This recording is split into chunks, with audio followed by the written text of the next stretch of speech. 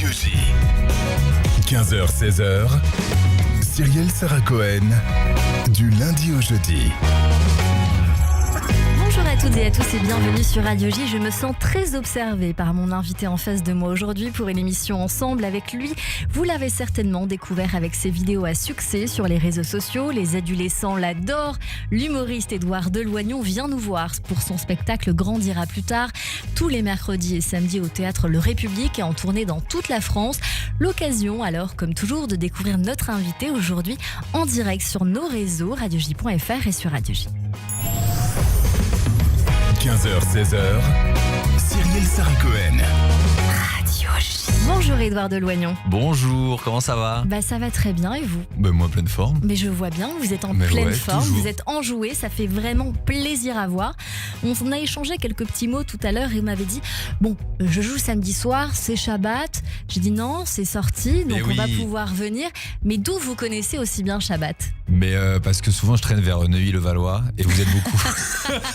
Vous avez oublié le 16e. Ouais, c'est vrai, mais le vendredi, il n'y a plus un chat, quoi. Je suis C'est tout vrai. seul. Je vous confirme Non, que c'est c'est vrai. juste que je bosse avec beaucoup de juifs, tout simplement. J'ai bossé beaucoup avec Kev Adams, je bosse avec Jonathan Demaillot aussi, on travaille Très ensemble. On Donc, l'embrasse. on l'embrasse évidemment, donc je bosse avec beaucoup de gens, donc j'ai fait des Shabbats. C'est J'ai vrai. été invité, j'ai eu Vous avez aimé l'honneur. la kémia d'entrée, toutes les petites J'ai- salades. J'ai pas tous les termes, Les mais j'ai termes. tout fait. Bon, J'ai vous avez tout mis fait. la kippa ? J'ai mis une kippa. Oh, waouh, j'aurais voulu une photo pour ça, mais peut-être la prochaine fois, Édouard Deloignon. On va alors découvrir votre actualité, bien sûr, dans cette émission, mais c'est aussi l'occasion de savoir ou tenter de savoir qui vous êtes au-delà de ce que vous faites, même si je pense que là, ce sera totalement indissociable. Mais pour démarrer cette émission, je vais vous demander 3 mots pour vous décrire, vous diriez lesquels ? Grand, évidemment. Oui. Gentil et souriant. Ça va avec, mais franchement, je pense Non, que ça pas me va forcément, très on peut bien. être gentil Ouais, et c'est pas vrai. tout à fait souriant, Il mais y a un tout faux à fait. sourire, mais là c'est un vrai. Là, c'est un C'est vrai, je vous sincère. confirme, et il est très solaire. On va voir si ça colle avec votre personnalité alors tout au long de cette émission. Et on démarre avec le début, toujours le début. Édouard Deloignon, vous êtes né un 20 mars, on peut le dire, 1993 à Mont-Saint-Aignan, si mes infos Exactement. sont bonnes. Vous avez grandi en Normandie, à Montville précisément, petite ville près de Rouen, entourée de votre frère Théo et de vos parents, François, alias Pete Doherty à Skip, et Myriam, que vous devez aimer incroyablement, puisque votre premier post Instagram est une photo d'eux en 1984, alias à nouveau les meilleurs de la galaxie. Ce post date il y a 10 ans, moment où vous arrivez à Paris. C'est dire peut-être si le cordon était dur à couper. Ah, bien joué, c'est vrai, peut-être. Peut-être, je me suis retrouvé un peu seul à Paris, dans cette ville, il y a 10 ans maintenant, pour faire ce métier. J'arrive au cours Florent, je connais personne. J'ai la chance d'avoir des parents qui me soutiennent, même s'ils comprennent pas trop ce métier, voire pas du tout, parce que ma mère a un salon de coiffure et mon père était taxi, maintenant il est à la retraite. Donc, mais ils m'ont soutenu financièrement déjà, parce que le cours Florent, il y avait un prix, mais ils m'ont soutenu dans l'idée de faire ce métier. Ils m'ont motivé à le faire, à continuer, même si c'était, je pense, stressé, mais ils me le montraient pas beaucoup. Quel genre d'enfance vous avez eu et dans quel cadre vous vous êtes construit ? Une enfance plutôt, et même très heureuse, très calme, pas beaucoup de malheur, je touche du bois, encore une fois. C'est beaucoup de bonheur, beaucoup de rire, beaucoup de bons moments avec mon frère, on se sentait très bien. J'en parle dans le spectacle, je me suis jamais embrouillé avec mes parents, j'ai même pas fait de crise d'adolescence. J'ai vraiment vécu, j'ai de la chance dans la bonne humeur, dans le rire, dans le bonheur, tout simplement. Vous ne vous êtes jamais engueulé avec vos parents, mais la fois où vous en avez eu marre, vous avez dit « vous me saoulez, je vais fuguer ». Et votre père a répondu « cool, un jeu de piste ». Alors je pense que vraiment c'est de l'humour, à part si vous nous confirmerez que c'est vrai. Mais votre père est très drôle. Il adore le déguisement le 24 décembre et c'est une coutume, je crois, dans votre famille. Il adore les jeux de mots. Est-ce qu'il vous a inspiré cette envie de faire ce métier ou du moins l'humour que vous avez aujourd'hui ? Je pense que indirectement. Alors mes parents sont quand même très timides, c'est bizarre à dire, on s'amuse beaucoup, mais dans le cadre familial, quoi. Mon père est assez timide dans la vie de tous les jours, mais oui, il y a eu des rires toujours, et je pense que dès que je les ai quittés il y a 10 ans pour vivre ce métier, j'avais envie de revivre ça, quoi. Le rire, le bonheur, d'être dans une belle ambiance tout le temps, donc c'est ça. Mais mon père, je pense, n'aurait jamais mis un pied sur scène, il n'aurait jamais osé mettre un pied sur scène, c'est sûr et certain. Vous parlez beaucoup de vos parents sur scène. Dans ce spectacle, vous parlez notamment de l'histoire l'histoire d'amour idéale de vos parents qui a peut-être un peu biaisé l'histoire d'amour potentiel rêvée aujourd'hui, parce que c'est très compliqué de trouver une personne avec qui on s'entend depuis toujours, avec qui on a grandi, de ce qu'on a l'air de comprendre de l'histoire d'amour de vos parents. Et par la suite, vous, et dans votre jeunesse, vous avez rencontré une jeune fille plutôt toxique, et c'est un peu la mode aujourd'hui de parler de ça. Ouais, c'est vrai que ma première relation, je savais pas qu'on allait parler d'elle, on l'embrasse. Si elle Écoutez, écoute. si elle se reconnaît, on n'a pas donné l'âge, donc on n'est pas obligé de préciser. Non, mais c'était ma première copine, quoi. C'est une fille très belle. Moi, j'avais pas trop confiance en moi à l'époque. Mais je sais pas pourquoi elle est sortie avec moi d'ailleurs. J'attends toujours la réponse. Mais c'est vrai qu'elle était vraiment, on s'embrouillait beaucoup. Elle était très jalouse. Et moi, voilà, ça dénotait totalement avec la vision que j'avais de l'amour, qui était celle de mes parents, qui était un amour fusionnel, qui était sans embrouille. J'ai jamais vu mes parents s'engueuler, vraiment pas parce qu'ils se cachaient. C'est vraiment que de la bonne humeur. S'il y avait de la mauvaise ambiance, mon père faisait une blague, ma mère faisait une blague, et c'est bon, c'était reparti, quoi. Et donc à 18 ans, j'arrive, j'ai cette première copine, et je me dis, waouh, mais en fait, c'est pas ça du tout. Comment on fait? Pour s'excuser, quelque part, elle vous répond ce qui est très à la mode en ce moment. Elle vous dit, je suis HPI, et vous lui répondez, non, t'es juste mal poli. Ouais, non, je suis. À l'époque, on lisait pas trop TDAH, tout ça. Ouais. Et maintenant, on peut plus dire ces choses-là. On peut plus dire. On accepte, mais c'est vrai que bon, il y avait quelques trucs où elle était juste mal polie, quoi. C'était pas un côté HPI ou TDAH, elle était juste mal polie. Édouard Deloignon, vous parlez de la pudeur familiale avec beaucoup de tendresse, vous venez de l'évoquer d'ailleurs. Mais dans ce spectacle, on peut dire les choses très franchement, vous êtes clairement à nu. Ah bah ça, oui. Et je me suis dit, pourquoi ce parti pris du contre-pied ? Parce que déjà, ce métier m'offre une liberté totale de parole, une liberté totale de m'exprimer. Il y a des sujets un peu tabous, parce que dans ma famille, par exemple, voilà, dans mon spectacle, je parle aussi un peu de sexualité, je parle de la première fois qui était un peu stressante, je parle de tout ça, et dans ma famille, on n'en parle pas. On n'en a jamais parlé. Je me rappelle, mes parents, pour me parler un peu de sexualité, m'avaient acheté le livre de Titoff, le guide du sexuel, en mode, allez, tiens, nous, on s'en occupe pas, tu lis ça. Et moi, j'étais traumatisé, enfin, je l'ai mis loin, ce livre, et il me hantait dans ma chambre. Je me souviens, je le regardais, je me disais, je peux pas l'ouvrir. Enfin, j'avais 10 ans, quoi, et je me dis, non, mais c'est pas possible. Et la liberté d'être sur scène, c'est de pouvoir raconter un peu ce qu'on veut, de raconter ses anecdotes, raconter des malheurs un peu que j'ai eu dans ma vie sexuelle et intime, où malheureusement c'est pas passé comme je voulais que ça se passe, mais en même temps ça parle aux gens, parce que tous les gens ont peut-être connu ces petites erreurs, ces petites bêtises, et du coup j'adore en parler. Donc oui, je suis à nu, mais voilà, de façon assez drôle toujours. On va le développer dans cette émission, on va continuer dans la crescendo dans votre vie. Après votre baccalauréat, vous avez voulu vous lancer dans une licence de STAPS, sciences et techniques des activités physiques et sportives à l'université de Rouen, pour devenir, comme la plupart, professeur d'EPS. En parallèle de ces études, vous allez devenir animateur dans un club med, Ouais. et ça vous fait beaucoup de points communs. Voilà aussi pourquoi je connais beaucoup la religion juive. Bravo. Ça vous fait un point commun avec Philippe Cavrivière, avec Cadmerade, Vincent Lagaffe ou encore Anne Roumanoff. Et ça va vous permettre par la suite de cumuler la casquette de sportif, puisque vous avez été joueur, entraîneur de basket à plein temps, et vous avez la taille d'un basketteur pro. Ça finit de vous plaire et vous décidez de venir à Paris pour réaliser ce grand rêve. Ouais. Je savais pas trop ce que je voulais faire de ma vie, mais je savais que je voulais avoir une vie un peu différente de celle de mes parents. Mes parents, ma mère salon de coiffure, comme je l'ai dit, mon père taxi, donc tous les jours ils bossaient à la même heure, tous les jours c'était vraiment la famille comme il en existe partout en France. Et c'est grâce à ça que je suis là ici. Et en fait, un jour je me suis dit, mais moi j'ai pas envie de vivre ça, j'ai envie de découvrir le monde, j'ai envie de bouger, j'ai envie que aucun jour se ressemble. Donc au début fac de sport, parce que je me suis dit ça va bouger, je vais être dehors. Et puis après je me suis vite rendu compte que non, en fait j'avais envie de plus que ça, j'avais envie de créer des choses, j'avais envie de faire kiffer les gens, j'avais envie que les gens s'amusent. Ça je l'ai compris, j'ai fait un stage de prof EPS en 3e année de licence. Et j'ai fait un cours de badminton. C'était un petit choc, c'est très bizarre cette histoire, mais cours de badminton. Et le prof en vrai me dit c'est super, mais les élèves là ils ont rien appris, ils ont juste kiffé. Et en fait je me suis dit en fait moi j'ai juste envie qu'ils kiffent, quoi. Je m'en fous du badminton, j'ai vraiment envie que le gamin il sorte, il se dit putain j'ai fait 1 heure de sport et ça m'a détendu. Et voilà, donc je me suis vraiment dit je veux faire du divertissement, je veux que les gens s'amusent, je veux que les gens prennent du plaisir, et que voilà, ils oublient un peu leurs soucis quand je suis là, quoi.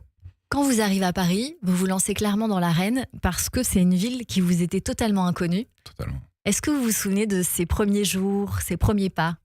Ouais, c'est assez fou parce que les 2 premiers mois, j'ai pas d'appartement. Donc en fait, je dors chez des amis, je rentre le soir en Normandie, je reviens le matin. Enfin, c'est très compliqué. Et il y a un jour où je me rappelle, je dors chez quelqu'un, un pote à moi. C'est sale chez lui. Il est 6h du matin, on se couche. Et puis moi, je me lève tôt et j'ai envie de découvrir le Paris qui m'a toujours fait rêver. Je me rappelle, je vais là devant la maison de Gainsbourg à l'époque parce que j'ai toujours cette image-là et j'y vais et je fais voilà, c'est ça que c'est ça que je viens chercher. Alors que c'était juste mais je l'avais vu en vidéo et j'adore cet artiste, donc je l'ai vu ça et je me suis dit voilà, c'est ça que je veux. Après, je suis parti me balader un peu au Louvre et j'ai vu plein de choses et vraiment bêtement, je me suis dit ok, je suis à ma place, j'ai envie d'être là, pas comme un simple touriste, mais revoir ça tout le temps. Et je suis toujours émerveillé d'ailleurs quand je passe devant les monuments parisiens. Et au bout d'un moment, je vis un appart, enfin. Oui. Et là, j'ai pu enfin me projeter et essayer de faire ce rêve, d'être comédien. Et à ce moment-là, vous allez surtout découvrir le théâtre dont vous ne savez rien, vous le dites clairement. Vous vous formez au cours Florent dans la catégorie formation acteur et vous en parlez beaucoup sur scène. Vous dites, à ce moment-là, je n'ai jamais lu ni vu aucune pièce de théâtre avant d'arriver au cours Florent et c'est un choc. En fait, c'est un choc parce que je suis avec des élèves qui, eux, ont une formation théâtrale, beaucoup. Ils ont lu des pièces, ils me parlent de Shakespeare, ils me parlent. Et moi, en fait, quand je me demande, mais tu connais qui ? Moi, je vois sur une des portes au cours Florent, il y a Gad Elmaleh. Et moi, je dis, moi, Gad Elmaleh. Et ton film préféré ? Moi, je parle de Camping, Franck Dubosc. Enfin, moi, et il me regarde, mais moi, je suis premier degré parce que c'est des films que je connais par cœur. Et il me regarde, mais il me dit, mais tu ne connais pas Orson Welles ? Et moi, je dis, non, de nom, mais je n'ai jamais vu. Alors, j'ai repris, évidemment, j'ai repris tout ça, j'ai relu tout, j'ai tout regardé, il y a des choses que j'aime bien, des choses que j'aime pas, mais j'ai dû faire ce travail parce que je ne connaissais rien. Et après, ils connaissent pas non plus les comédies populaires, donc ils ont qu'à se bouger aussi. De votre formation, vous dites, je me suis vraiment bien amusée, trop peut-être. Pourquoi ? En fait, je me suis amusé au cours Florent, mais je me suis surtout un petit peu la première année amusé en dehors parce que je découvre, c'est la première fois que j'ai un appartement. Paris, les sorties. En plus, je suis en coloc avec un pote à moi que j'ai rencontré en Normandie, qui est au cours Florent aussi dans ma classe, qui m'a amené au Club Med. Donc, on découvre tous les deux Paris. On a un moment de liberté qui est fou. On est un peu en sortie souvent. Alors, moi, je travaille quand même. Je travaille dans un lycée. Je suis pion pour payer mon loyer. Donc, je me lève à 8h. Je dors 4 heures par nuit, mais c'est un moment assez marrant. Mais ça dure 1 an quand même. Il y a 1 an de fête un petit peu. Alors il y a eu la fête avant évidemment en Normandie, mais pendant 1 an il y a un peu de fête, il y a quand même du boulot, mais beaucoup de fêtes. En parallèle des cours Florent, vous êtes pion. Ouais. Parce que j'ai pas le choix. Donc c'était un agenda. En plus j'étais au cours Florent, je faisais les cours du soir moi. Donc je terminais à 22h30. Donc je rentrais chez moi, il était minuit, je mangeais et puis je me rappelle, je vivais dans le 93 à l'époque. Après je devais aller dans le 15e bosser au lycée, donc je me levais à 5h et puis voilà, quasiment tous les jours c'était ça. Et puis j'allais en Normandie faire du basket aussi. Qu'est-ce que vous avez préféré au cours Florent ? L'improvisation. L'impro. Ouais, ça a changé ma vie, je pense. Je vais vous le dire très franchement, ça se ressent énormément sur scène.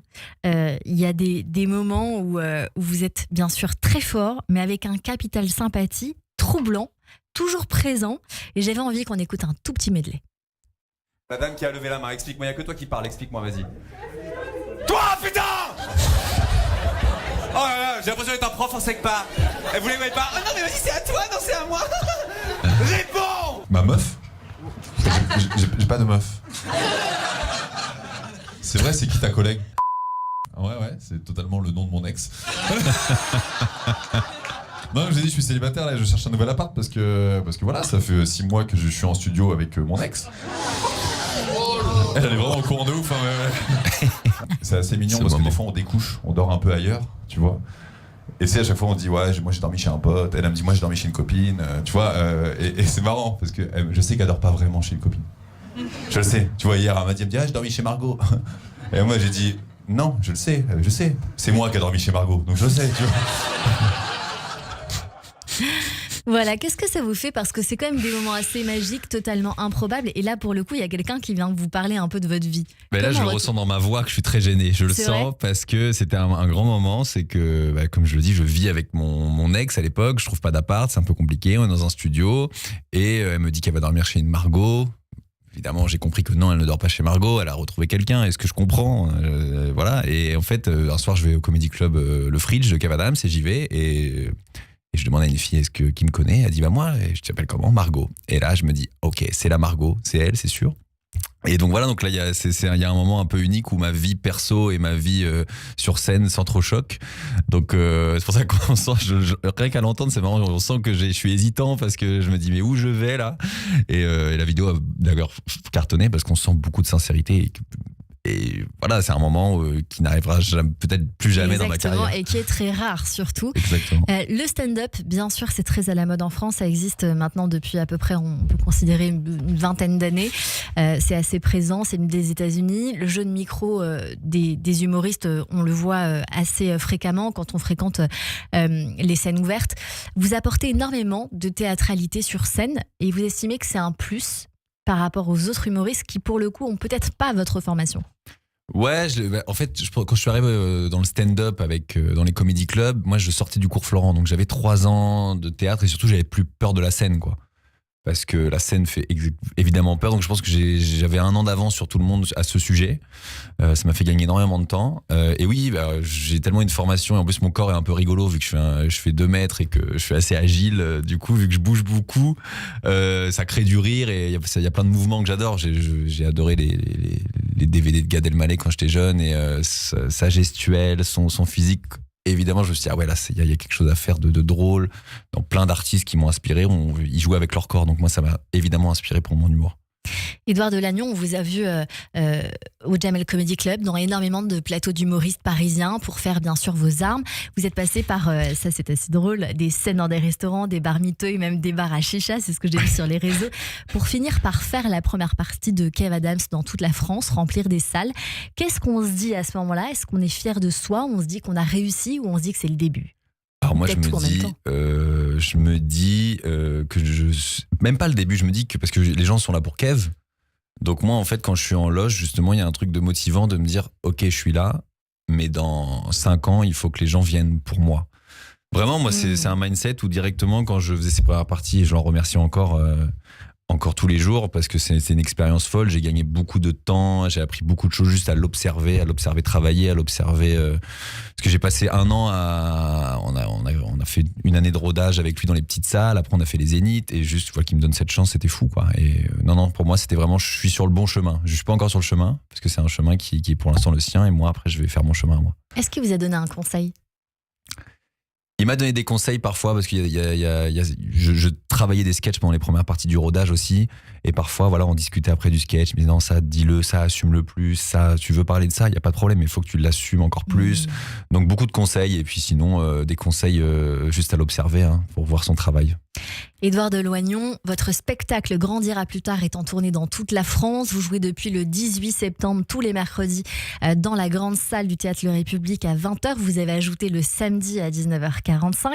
Vous cartonnez, vos salles sont remplies. Un tout petit medley. Tu sais, les élèves, c'était un peu des fils à papa de Neuilly, des bobos de la rive droite parisienne, très cultivés, certes, mais ils avaient des références que j'avais pas du tout. Tu sais, ils me disaient Édouard, la dernière œuvre de Dostoïevski n'a rien à envier à celle d'Albert Camus, t'en penses quoi? Tu sais, moi j'avais jamais écouté les albums de ces gens-là, j'en sais rien. On m'envoie un petit message, elle me dit Édouard, je te donne un petit défi, je t'invite chez moi, tu ramènes le dessert et moi je te fais un repas de qualité. Défi très important pour le reste de l'histoire, mesdames, messieurs, parce qu'en plus moi c'est le style de femme que j'adore. Aujourd'hui, les femmes de 30 ans, féministes, sexuellement libérées, elles savent ce qu'elles aiment, elles savent ce que j'aime, on passe des moments incroyables. Sauf que cette nouvelle génération de femmes, elle sait plus faire à bouffer quoi, c'était dégueulasse. Oh là. Non, mais après, la Normandie, rapidement, moi je suis 100% normand, je suis très fier, je sais que je suis 100% normand parce que j'ai fait mon arbre généalogique sur internet il y a pas longtemps, certains ont fait ça, extraordinaire. Sur ce site, je suis remonté jusqu'en 1730, moi je suis normand. Ah, je pisse du cidre, je jouis du camembert, on est sûr. Ah ouais, normand français, Bardella devant mon arbre. L'élu Jean-Marie Le Pen, il va sortir du cercueil. C'est ça qu'on veut depuis le début, c'est lui, l'élu. C'est corrosif, on passe un excellent moment. Grandira plus tard, je ne vais pas vous poser la question de pourquoi ce titre, c'est un peu trop facile, mais vous dites la seule chose que je sais, c'est qu'il m'arrive toujours des moments dingues. Bah ouais, je sais pas. Alors sur scène déjà, le public se lâche parce que je pense que j'aspire ce truc et je le suis. Je suis très bienveillant, je suis très sincère et du coup les gens se lâchent, ils osent raconter leur vie, voir les choses les plus intimes alors que des fois je n'ai rien demandé. Alors Parfois, je les pousse un peu. Alors, mais... je vais vous dire, je vous coupe et pardonnez-moi, mais je suis témoin. Parce que le jour où je suis venue, c'est-à-dire mercredi dernier, vous étiez face à une tournée de pipi room et de gastro. Vous l'avez dit sur scène. Un spectateur légèrement infidèle était là avec sa pseudo-collègue. Vous lui avez un petit peu remonté les bretelles. Et je me suis dit que pour quelqu'un qui voulait grandir plus tard, vous aviez quand même une vraie conscience d'adulte. Bah, je pense que même quand on est jeune, tromper sa meuf, c'est pas bien, non? Je sais pas trop, mais c'est plus courant que quand on est un peu plus adulte, en tout cas, ou quand on se dit qu'on veut pas faire du mal, qu'on a une vraie conscience d'adulte. Quand on est plus jeune, on ne l'a pas forcément. Non, je comprends. Mais après, je pense aussi, moi, quand je suis au milieu du spectacle, et surtout, je vois la réaction des gens, parce qu'en fait, je me rappelle de ce moment où il dit vraiment, ouais, je suis venu avec une collègue, mais ma copine, bon, je l'aime plus trop, elle est chiante. Et moi, voilà, et en fait, les gens étaient un peu, c'est pas cool, mec. Et voilà, et donc même si le spectacle se passait super bien, il fallait que je lui dise, écoute mec, quitte ta copine plutôt que de la tromper, c'est mieux, c'est plus sympa. Je suis en train de faire le montage de cette vidéo d'ailleurs, j'ai vu ce matin et je me suis dit, ça me fait plaisir, je regarderai ça. Est-ce que je le mets ou pas? Mais en vrai, c'était un moment important et comme je le dis, les gens se lâchent un peu avec moi, ils savent que ça va être sincère et que je vais leur répondre vraiment comme moi, Édouard, dans la vraie vie, va répondre quoi. Dans votre spectacle, alors, on découvre à quel point vous êtes fier d'être normand à 100%, dans une famille de bruns, même s'il y a dû y avoir un coup de canif dans le contrat vis-à-vis de votre arrière-grand-mère pendant la Seconde Guerre mondiale, puisque vous êtes roux. On n'ira pas plus loin, on viendra voir le spectacle pour nos auditeurs. Vous parlez avec humour de la ville d'à côté, Bolbec. La fameuse. J'ai cherché, donc il n'y a pas de preuve exacte, mais il y a quand même une vraie légende autour de Bolbec, où il y a le plus de consanguins en France. Vous dites, si Artus va là-bas, il tourne le 2, ce qui fait exploser de rire votre salle. Vous flirtez avec l'humour noir en disant, on va avancer dans l'horreur, et c'est le cas, lorsque finalement vous nous racontez un peu votre premier émoi. Oui, parce que je vois à l'époque, j'ai pas de copine. Tous mes potes, ils sont fans de ça. Ils ont des copines, ils ont plein d'histoires à raconter, même sexuelles de la sortie d'adolescence. Et moi, j'ai rien, quoi. Parce que moi, ça m'intéresse pas. Je préfère les jeux vidéo. Et vraiment, ma première fois, je l'imagine, comme beaucoup de gens, j'imagine très romantique. Et elle se passe pas du tout comme ça, quoi. Je laisse le public venir au spectacle parce que il y a plein d'histoires. Je suis sûr, il y a une fille qui a plus d'expérience que moi. Moi, je suis très mal à l'aise. Il y a des histoires de drogue. Enfin, il y a plein de choses. C'est n'importe quoi. Et voilà. Et du coup, ça part en n'importe quoi cette première fois. Je m'en souviendrai toute ma vie. Ça, c'est une certitude. Vous nous parlez des clichés vestimentaires que nous avons tous connus, Édouard Deloignon. On apprend que vous avez un point important, entre guillemets, un talent imparable. On va plutôt dire ça pour séduire. On ne dira pas ce que c'est. Vous nous racontez que si vous êtes un adulte, physiologiquement, vous êtes le seul de votre bande de copains à toujours vouloir rester en enfance. Vous, l'ancien geek, qui n'avez pas d'enfant et vivez dans un petit appartement parisien, ce qui a l'air tout de même ou pas de vous stresser, puisque sur votre visage, vous avez un point commun avec Édouard Philippe. Et oui, la barbe.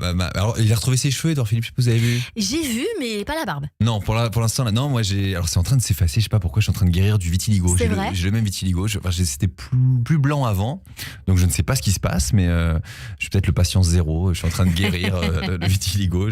Non, mais j'ai ce vitiligo comme Édouard Philippe, qui a le même prénom que moi, qui vient de Normandie aussi, donc peut-être il y a un truc avec les Normands, quoi. Eh bien écoutez, on lui posera la question quand on l'invitera, on demandera à Christophe Barbier de lui poser la question. Oui, parce que la porte s'est ouverte, mais pas tout de suite. C'est pour le rappel des titres tout de suite sur l'antenne de Radio J. Radio J. Cyrielle Sarah Cohen.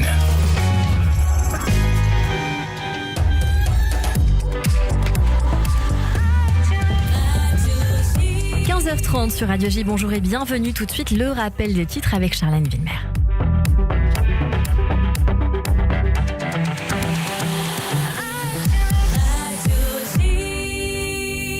Bonjour Charlène. Bonjour Cyrielle, bonjour à tous. À la une de l'actualité, une attaque en Allemagne a fait 2 morts en fin de matinée, dont un enfant de 2 ans. Les faits se sont déroulés à Schaffenbourg, en Bavière. Selon le communiqué du porte-de-parole de la police, 4 personnes auraient été touchées. Un homme a été arrêté, on ne connaît pas encore ses motivations. Actualité en Israël, le gouvernement a rejeté le projet de loi de l'opposition visant à appliquer la souveraineté israélienne à la vallée du Jourdain. Alors que la coalition s'oppose au projet de loi, le parti d'extrême droite droite du député Itamar Ben-Gvir, qui a quitté le gouvernement cette semaine, vote lui en sa faveur. Antisémitisme aux États-Unis. L'université d'Harvard s'engage contre l'antisémitisme en signant un accord historique avec des étudiants juifs et le centre Brandeis des droits de l'homme de Washington. L'accord prévoit plusieurs mesures concrètes, à commencer par la définition de l'antisémitisme établie par l'Alliance internationale pour la mémoire de la Shoah. Antisémitisme en France, et ce chiffre publié dans le rapport annuel du CRIF aujourd'hui, 1570, c'est le nombre d'actes antisémites ressentés en France en 2024, chiffre atteignant un niveau historique pour la deuxième année consécutive selon le CRIF, mais chiffre en légère baisse par rapport à l'année 2023. Une revenante française de Syrie ne sera finalement pas jugée à Paris pour génocide sur la minorité yazidi. Sonia M, née à Grenoble et âgée de 35 ans, sera toutefois jugée pour d'autres faits, notamment liés à des crimes imputés à son ex-mari présumé mort, Abdel Nasser Ben Youssef. C'est ce qu'a décidé la Cour d'appel de Paris aujourd'hui. Et puis Emmanuel Macron a appelé les Européens à jouer tout leur rôle pour une Europe qui sache défendre ses intérêts, notamment face à l'Amérique. 2 jours après le retour de Donald Trump à la Maison-Blanche, Emmanuel Macron a appelé à l'unité des Européens aux côtés du chancelier allemand Olaf Scholz, qu'il recevait à l'Elysée aujourd'hui. Et puis on termine ce journal avec du football et la 6e journée de Ligue des Champions. Le PSG affrontera Manchester City ce soir. Vive le PSG. Merci beaucoup, Radio Charlie. J. Bonjour, c'est Lise Gutmann. Le 10-11, Lise Gutmann. Ravie de vous retrouver tous les matins au programme Judaïsme, divertissement, communauté. Radio J. Après le succès du 5 décembre, Benjamin Pétrover revient à l'Écuge le 28 janvier. Plus connu pour sa voix dans les médias, Benjamin Pétrover dévoilera une autre facette de son talent, celle de chanteur.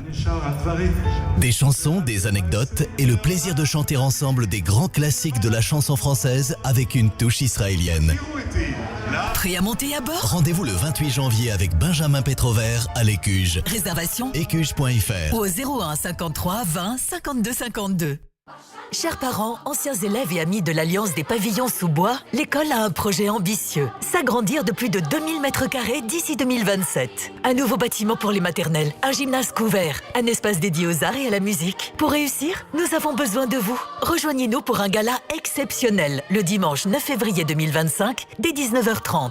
Des vidéos émotions, des invités surprises, une tombola et bien plus encore. Réservez vos places et faites un don, dès maintenant sur nos réseaux sociaux. Retrouvez l'événement sur Facebook, Alliance israélite universelle, et le lien dans la bio du compte Instagram Alliance AEU. Construisons l'avenir ensemble. Radio J. Radio J. 15h-16h, Cyrielle Sarah Cohen, du lundi au jeudi. Et oui, on l'aime beaucoup ce générique, Édouard J'aime bien. Deloignon. Hein. Oui, dès qu'il y a de la musique, vous il savez, est je suis plutôt bien. sympa. Ah, bon, on va finir avec une musique que vous aimez en fin d'émission.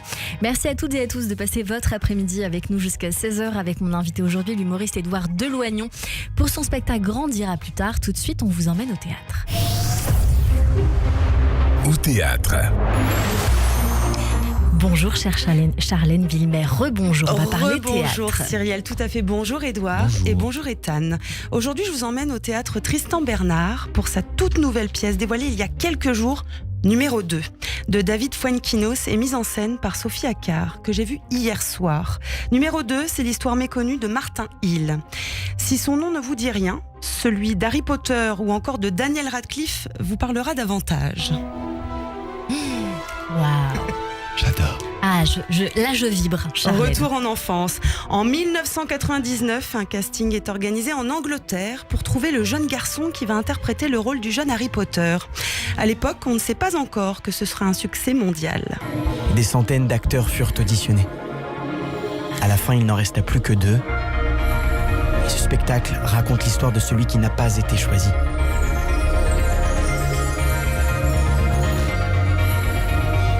Moi, Martin Hill. Et c'est dans un décor de salle à manger minimaliste ou peut-être les coulisses d'un tournage que nous sommes accueillis. Un canapé, quelques chaises si elle a réparties et une télévision allumée. Elle diffuse des images des années 2000, période où les premiers tomes d'Harry Potter font leur apparition. Un clin d'œil qui plonge le spectateur dans l'univers magique du petit sorcier mondialement connu. Alors forcément, Harry Potter, ça nous parle à tous. Moi, j'en étais fan, c'est pour ça que je me suis permise de dire je vibre. Est-ce que c'était votre cas aussi, Édouard Deloignon ? J'adore. On se demande alors si ce garçon, ce fameux Martin Hill, s'il a existé ou non. Alors pas tout à fait, Cyrielle, il s'agit bien d'une fiction inspirée du roman de David Fuenquinos, paru aux éditions Gallimard il y a 2 ans.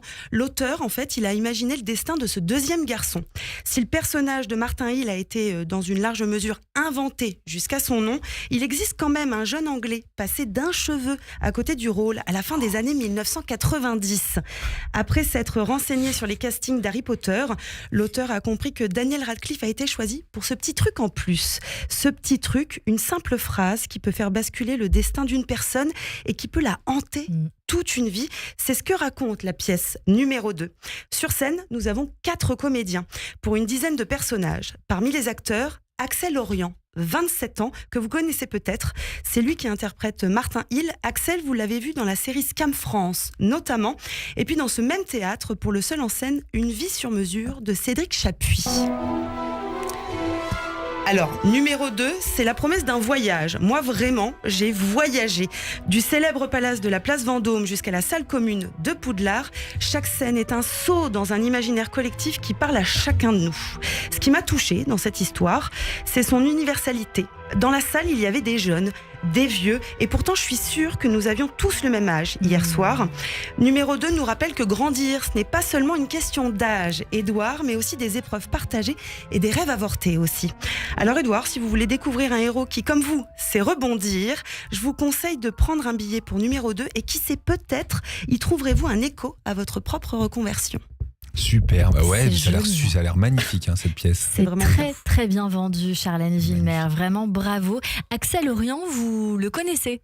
Alors, on s'est croisés, il a été au cours Flanc, je crois, un peu en même temps que moi. Je crois on s'est croisés, je suis pas sûr qu'il me connaisse lui, mais moi je vois qui c'est. Vous voyez qui c'est. Parce que je passais à côté du théâtre Tristan Bernard souvent, j'habitais pas loin.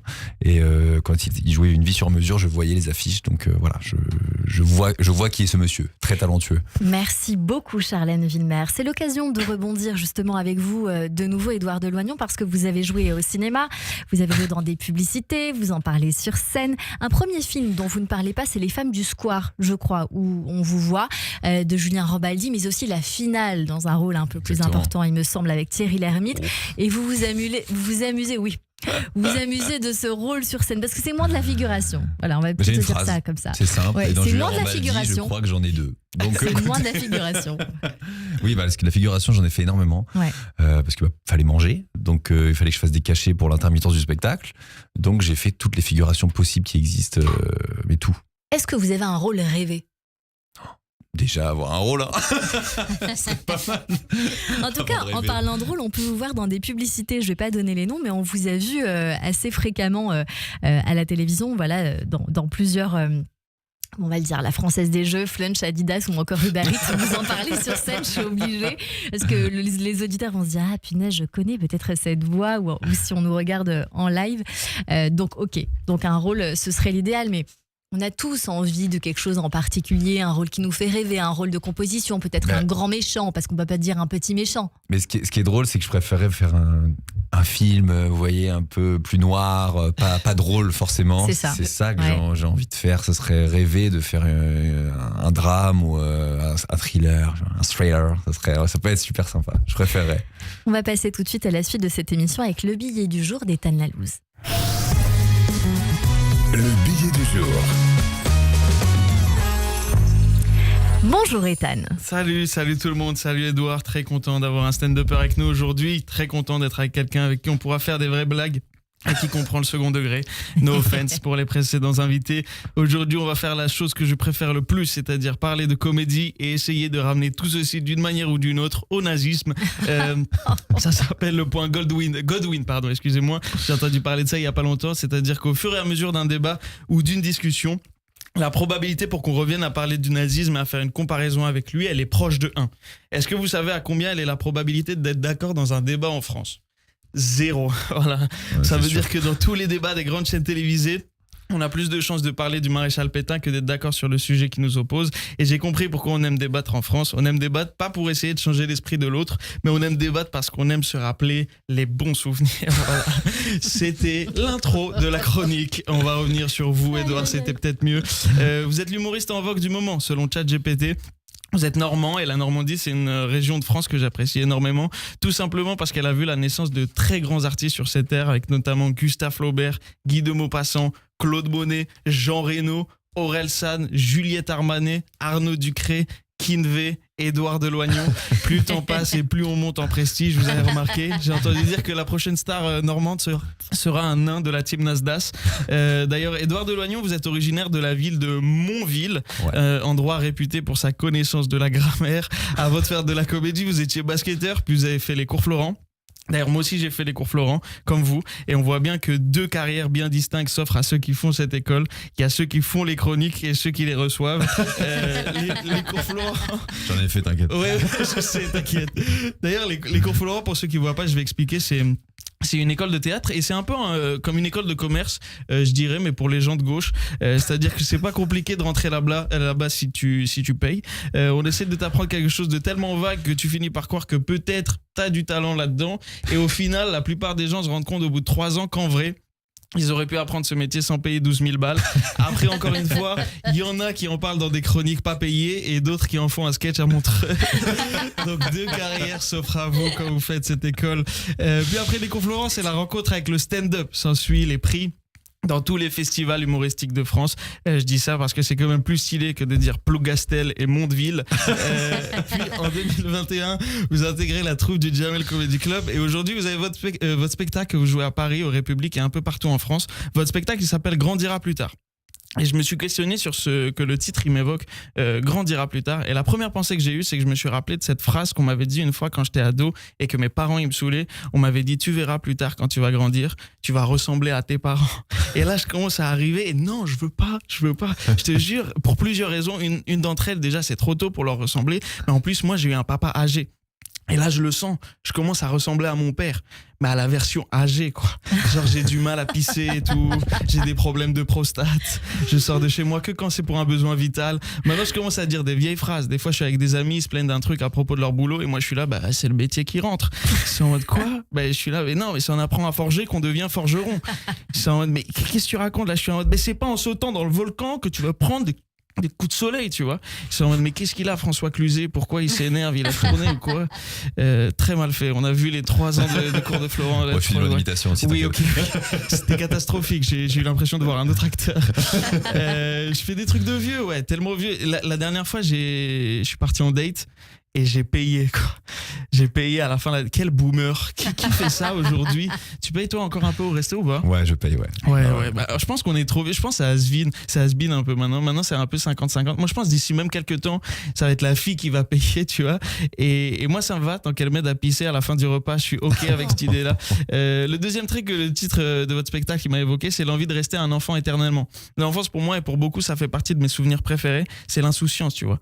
Tu vois, tu te souviens quand t'étais petit, t'étais en classe, et la fille que t'aimais en secret, elle t'envoyait un petit mot comme ça, il faisait toute la classe, il arrivait à toi, puis toi tu l'ouvrais, et t'entendais qu'elle t'appelait, alors tu levais la tête et elle te disait non, pas à toi, derrière.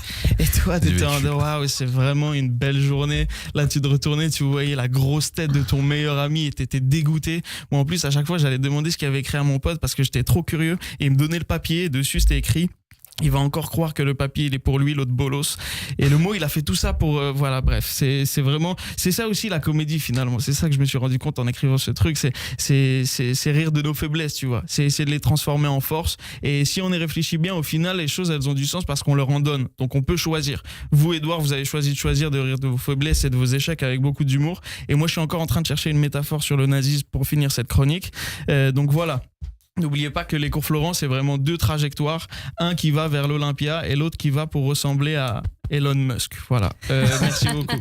Merci beaucoup, Ethan Lalouz, pour cette chronique sur l'antenne de Radio G. On se dit à la semaine prochaine. Et en attendant, certainement sur une scène ouverte.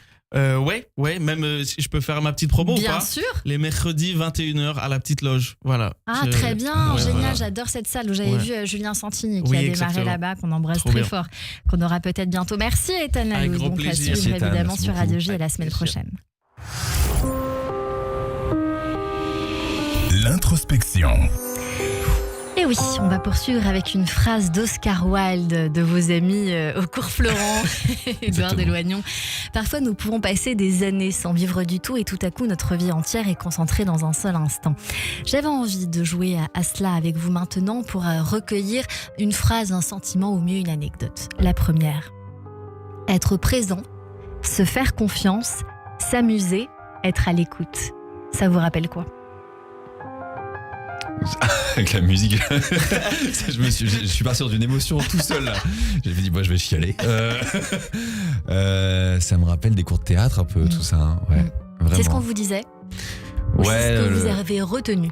C'est ce que j'ai retenu et surtout, je sais pas, c'est des moments un peu le théâtre, c'est ça qui est magique, c'est qu'il y a des moments comme ça suspendus qui durent 10 secondes et en fait on s'en souvient toute notre vie. Donc c'est ça qui m'a un peu touché des fois au théâtre. Des fois il y a eu des mois où je n'ai rien appris et il y a une phrase des fois d'un professeur, il y a un moment sur scène qui passe et qui reste toute la vie, quoi. Il faut essayer et se tromper pour réussir. Ça, toujours. Mais ça, c'est moi qui l'ai dit. Non, parce que ça, c'est un peu peut-être le côté basketteur où il y a Tony Parker qui disait une phrase un jour qui avait demandé à Kobe Bryant pourquoi il continue à tirer, parce que lui, Tony Parker n'arrivait pas à marquer. Quand il loupait ses premiers paniers, il n'arrivait pas à marquer. Et Kobe Bryant lui disait, mais t'oublies, le premier tir tu le mets pas, t'oublies, deuxième tu mets pas, t'oublies, et tu continues, et au bout d'un moment ça va rentrer. Et je pense que c'est un peu ça. Moi, tous les castings, je les ai pas eus au début pendant très longtemps, j'en ai eu encore pas beaucoup, mais quand je les avais pas, dans la seconde où je sortais du casting ou que je lisais le mail de refus, je passais à autre chose. Et toujours comme ça, à chaque fois que j'ai un truc qui se passe mal, on enchaîne. Un grand philosophe a dit, ce qui compte, ce n'est pas l'arrivée, c'est la quête. C'est Orelsan. Mais c'est vrai, et les meilleurs moments, là, ce que tu vis, Ethan, je pense qu'il y a un peu ça, c'est les moments où on apprend, on est dans l'apprentissage, dans les comédie clubs, dans les petites salles. Moi, j'ai joué devant 6 personnes, devant 8 personnes. C'est des moments qui sont fabuleux parce qu'on apprend énormément, on s'en rend pas compte sur le moment, on est un peu triste parce qu'on joue devant 4 personnes et que ça marche pas trop. Mais en même temps, c'est bizarre ce que je veux dire, mais je paierais des fois pour revenir à cette époque parce qu'elle était formidable. Je me sentais plus vivant que jamais à courir dans tous les comédie clubs, à jouer devant 6 personnes, à me battre pour remplir ma salle. Et c'était des moments qui font plaisir, en fait. Sur scène, vous parlez dans votre spectacle Grandir à plus tard. Je ne vais pas revenir sur si vous avez envie d'être un adulte ou pas, ou si vous l'êtes aujourd'hui ou pas, parce que je laisse le mystère à nos auditeurs, mais vous parlez de la seule chose qui vous a fait grandir à 13 ans. Est-ce que depuis ce moment-là, finalement, vous vous êtes dit « je vais mettre pause pour la suite » ? On peut en parler. À 13 ans, ma mère a un cancer du sein. Alors elle va très bien aujourd'hui, mais c'est vrai qu'il y a eu dans cet univers familial de bonheur, il y a eu cette petite cassure où on se dit ah ouais, en fait, venez, on continue à rigoler, on continue à faire des blagues parce que la vie, en une seconde, en un appel, en un événement, tout peut basculer. Donc je pense que indirectement, on se l'est jamais dit avec ma famille, mais on s'est toujours dit on va continuer à faire des blagues parce que c'est important. Mais oui, ça m'a fait un peu grandir à ce moment-là et en même temps, je me suis dit rester dans l'enfance, c'est quand même pas mal. Tout de suite, c'est votre portrait sur Radio J. Le portrait psychologique. Radio J. Radio J. Et comme toujours à la fin de cette émission, on a pour habitude de débriefer ces minutes que nous avons passées ensemble, Édouard Deloignon. Et donc, c'est votre portrait vu par Véronique Zana. Bonjour Véronique. Bonjour à tous, bonjour Édouard. Eh bien voilà, ça commençait bien. Et une grande cohérence, puisque même dans vos 3 mots, grand, gentil, souriant, il y a comme ça quelque chose d'éthéré qui se tient, quelque chose de l'enfance, de l'enfant sage, idéal. Donc ça commençait bien, mais comment grandir ? Chez vous, ça a commencé par le corps, donc ça s'est développé de ce côté-là. Alors bien sûr, on est passé sur le basket, et ça donne de la perspective, parce que quand on n'a pas la même taille que les autres, j'en sais quelque chose dans l'autre sens, eh bien ça donne une autre vision du monde et ça décuple les choses. Et d'un coup, vous voulez vous prendre en charge, vous arrivez à Paris, vous êtes seul, mais soutenu. Donc il n'y a quand même pas de coupure. Et vous êtes aussi dans une histoire avec des parents fusionnels, les embrouilles, et par 2 fois vous l'avez dit, connais pas. Donc, quand ça se présente, qu'est-ce que je fais avec ça ?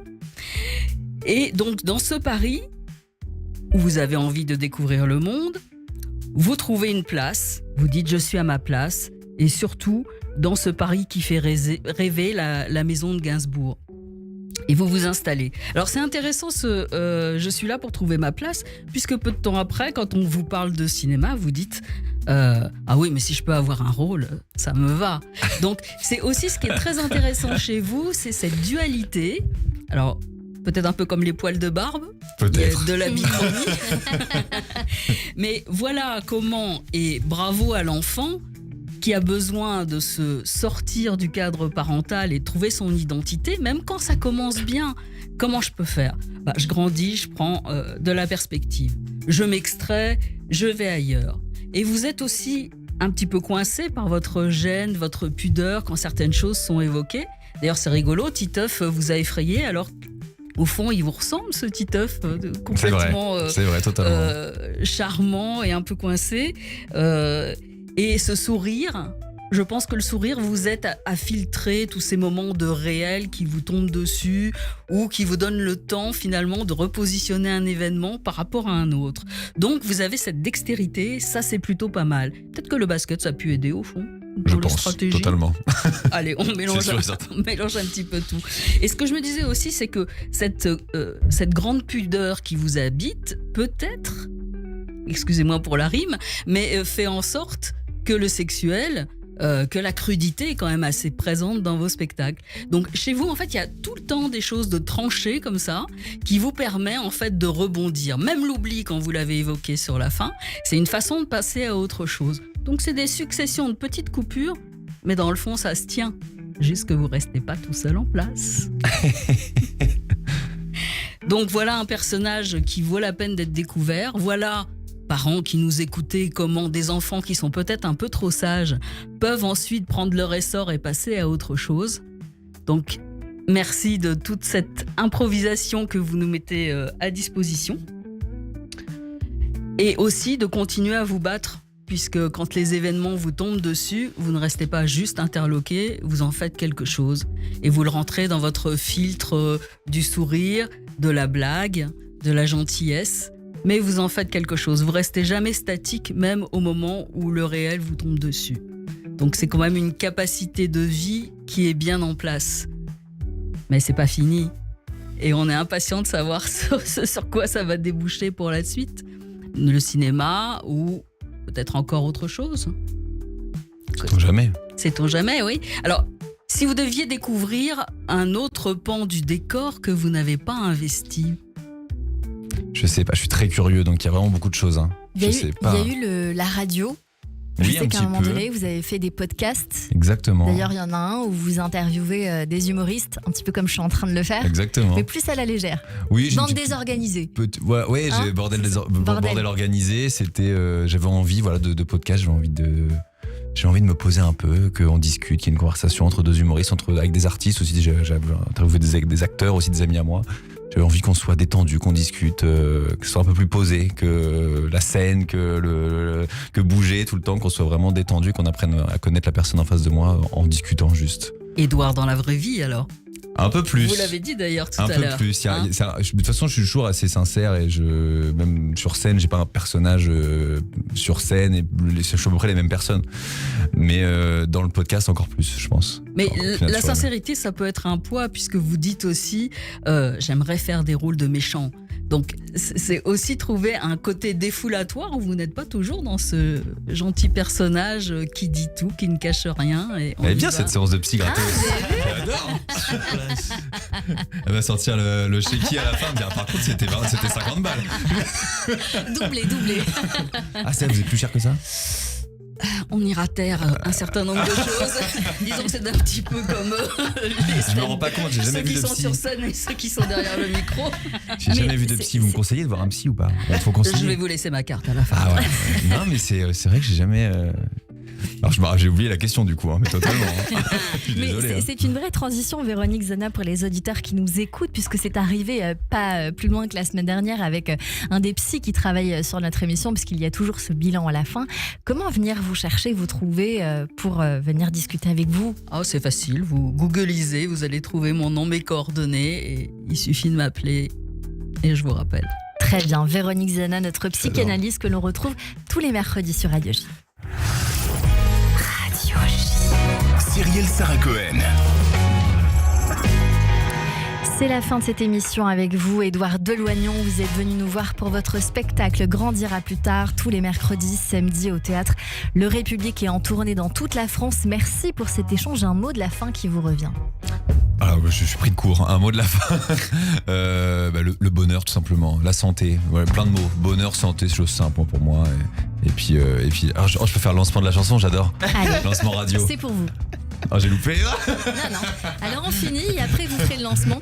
À la réalisation audio et vidéo, Benjamin Arnaud qui n'est pas là et qu'on embrasse bien fort. Alan Lucas aujourd'hui avec nous. Et puis Ethan Anoukayev. Merci à toutes et à tous de nous avoir suivis. Notez d'ailleurs que vous pouvez réécouter cette émission en podcast sur tous nos réseaux. Rendez-vous demain dès 15h avec Fabienne Thibault pour son livre La Survivante aux éditions L'Archipel.